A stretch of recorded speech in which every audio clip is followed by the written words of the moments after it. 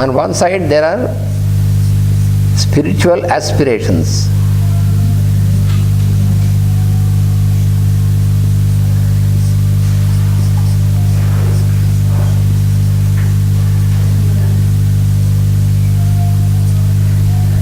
And on the other side,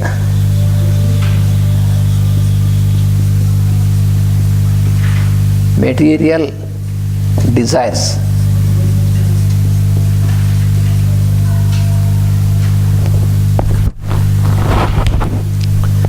What are the minimum needs? We have to remember. Food is a need, drink is a need, and a little place to dwell is a need. The needs are very few. A place to live, a place to sleep, that's very few. So, if you cannot discriminate between this, you have built a house and you have seen other fellow has built a big house. For example, if you are a single person or two persons, a small house is there, okay, you can be happy. But say your neighbor is having a big house, what will you do with the big house? It is a headache also. Every day it takes such a long time to keep all these things and keep cleaning and all this. If there are only one or two persons in a big house, it is not a wise thing.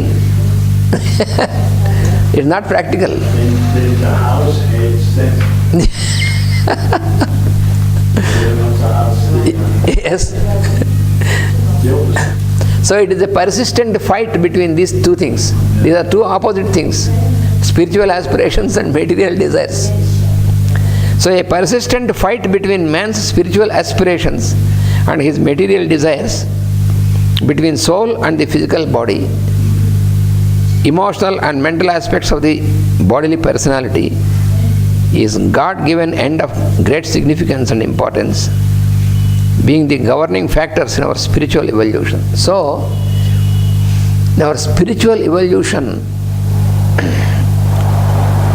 these are not, as such, they are not obstacles, but how we react to them that creates the obstacle. Where people misunderstand is that, oh, these are all the worldly things are obstacles.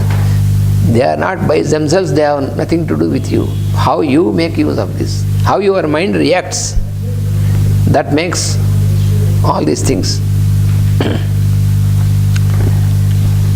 It is properly evaluated as a spiritual necessity, as an instrument.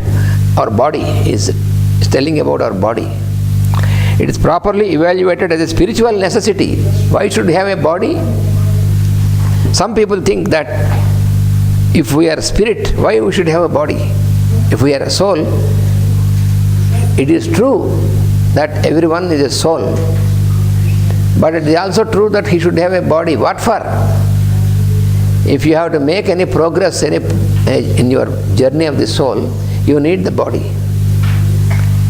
That is what the masters and what the scriptures tell us. Your body is a fundamental instrument given to you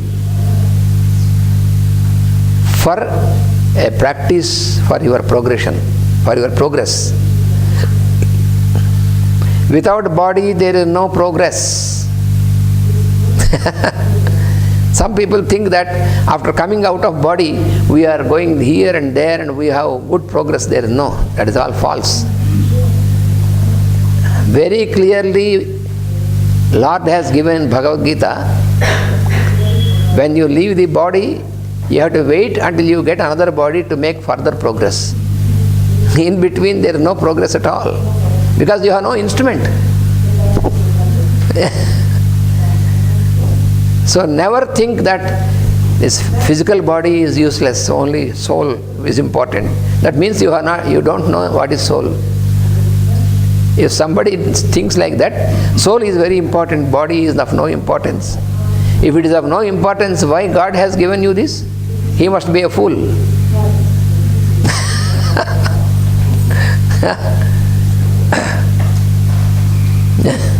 So we must have a clear understanding of this, the purpose of our body. It is very purposefully given for us. Eventually the spiritual nature becomes the dominant factor and the threefold personality becomes subordinate to it, which is their true relation to each other. The threefold personality. So, yesterday in the class I told you, in spiritual astrology what Master explained about the levels of consciousness, individuality, personality,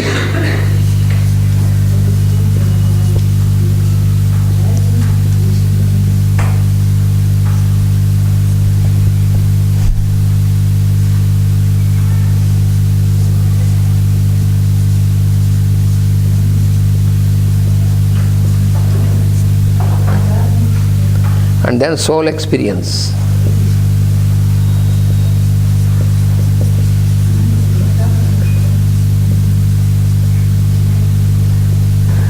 So when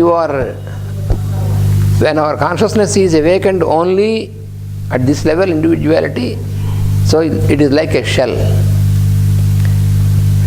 But Master explains that until your consciousness gets awakened and you are grown.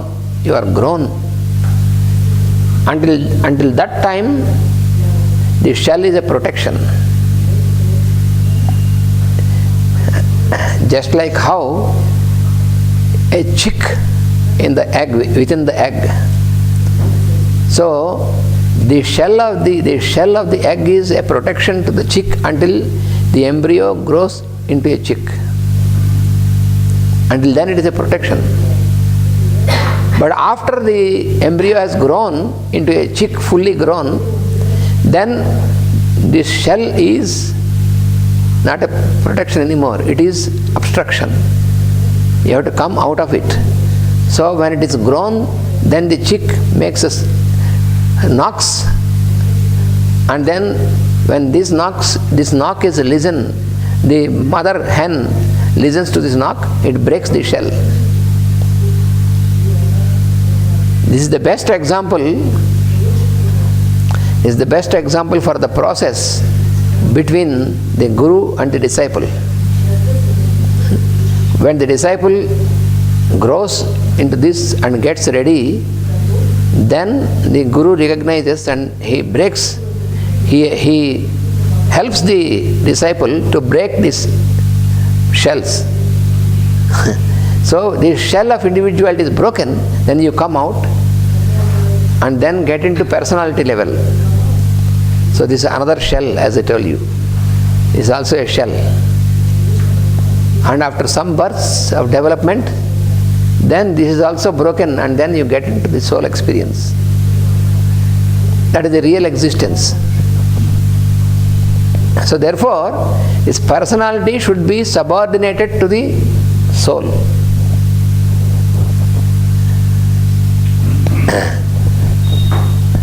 That is the real existence and the real procedure. That is what he is explaining. The threefold personality becomes subordinated to the soul, which is their true relation to each other. It is a perfect relation. If personality is subordinated to the soul, it is a perfect relation, true relation.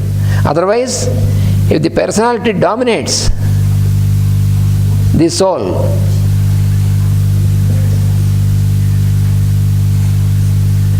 when the personality dominates the soul, then what happens? We cannot experience the real happiness. There lies the problem.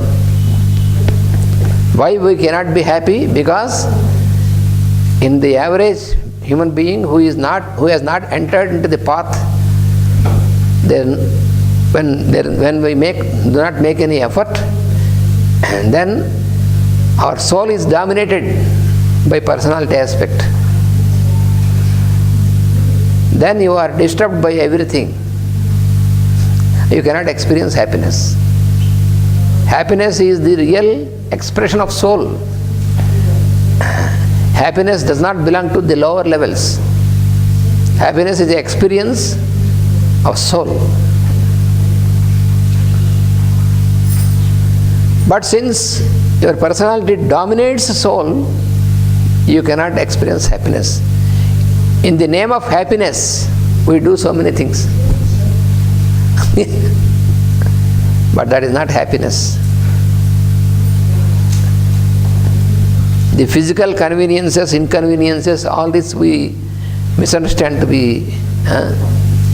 When it is very hot, if we have air conditioning, then you say, now I am happy because there is air conditioning. We put on air conditioning machine and you feel happy. Okay.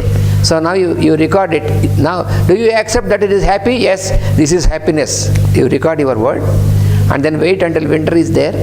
When it is very cold, you switch on this air conditioner. No. Why? Now it is very cold. So therefore, you switch on the heater. And now when it is hot, then you say, now I am happy. But you said you feel happy when you have the cooling machine on.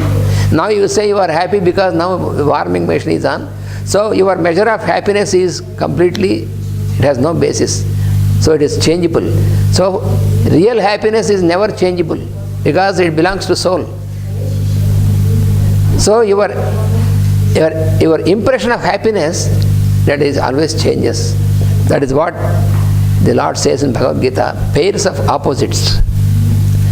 Happiness and unhappiness, desire and hatred, sorrow and joy. So you are in between these two. Once this side, once this side. If you get what you want, what you desire, then you feel, If you do not get what you desire, once like this, once like this. If your personality is subordinated to the soul, then this will not happen. You will be always happy. That is what the Lord explains in the 12th chapter of Bhagavad Gita, which many times we have studied. The 12th chapter, Bhakti Yoga. Santushtat satatam yogi. Satatam means always. He is always, in any conditions, he is always happy. If today you have a good feast, okay. If tomorrow you have nothing to eat, only water to drink, then also he is happy. A real devotee, a real yogi is always happy in any condition. There is no complaining. For a yogi, for a devotee, there is no complaint at all. For a non-yogic person only, there is always complaints. Whatever is given to you, still it is complaints. That is the problem. And so this is what we have to remember is, personality should be subordinated to soul. This we have to, for this practice we have this body. If we don't have the body, we have no instrument to practice. How can you practice?